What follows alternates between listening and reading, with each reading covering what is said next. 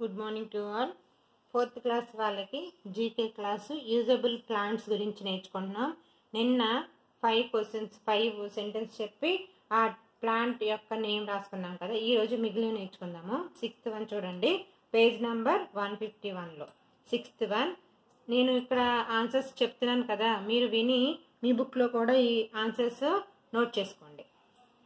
Seeds of this plant are crushed to make cooking oil. Mustard సీడ్స్ని వాటిని crush చేయడం వల్ల మనకి వంట చేసుకునే నూనె వస్తుంది. The oil from the pods of this plant is used as an essence in the ice creams and milk shakes.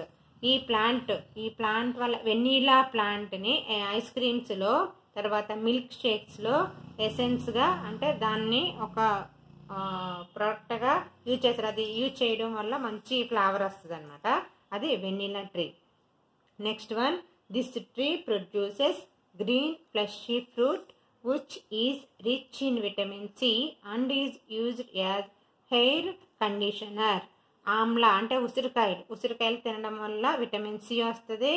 అలాగే హెయిర్కి సంబంధించింది ఆయిల్స్ కానీ లేదంటే షాంపూస్ కానీ అవి తయారు చేయడంలో ఆమ్లాని ఇచ్చేస్తారు. Next 9th one, it is found in every Hindu house. Leaves of this plant cure cold and cough. ఇది ప్రతి హిందూ ఇంట్లో ఉంటుంది. అలాగే దాని లీవ్స్ తినడం వల్ల జలుబు దగ్గు తగ్గిపోతాయంట. అవేంటి? తులసి చెట్టు అందరి ఇంట్లో ఉంటుంది, కంపల్సరీ పూజ చేసుకుంటారు కాబట్టి హిందూ హౌస్లో ఉంటుంది అని చెప్పారు. Next one, the sap of this tree is used to make tyres, erasers, slippers extra. అలాగే మనకి టైర్స్, ఎరేజర్స్, స్లిప్పర్స్ దేని నుంచి వస్తాయి? రబ్బర్ ట్రీ నుంచి వస్తాయి.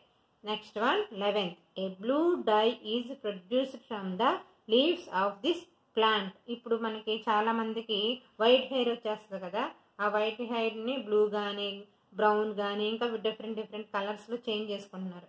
లీవ్స్ ఆఫ్ ఇండిగో అనే ప్లాంట్ యొక్క లీవ్స్ నుంచి మనకి ఆ డైని ప్రొడక్ట్ చేస్తారనమాట. మనకి దాన్ని ప్రొడ్యూస్ చేస్తారు. ఈరోజు మీరు ఏం చేస్తారంటే 151లో ఒకసారి వీడియో మళ్ళీ నిన్నటిది ఈరోజుది రిపీట్ చేసుకొని బుక్లో ఆన్సర్స్ రాసుకొని జాగ్రత్తగా చదవండి. Okay, thank you.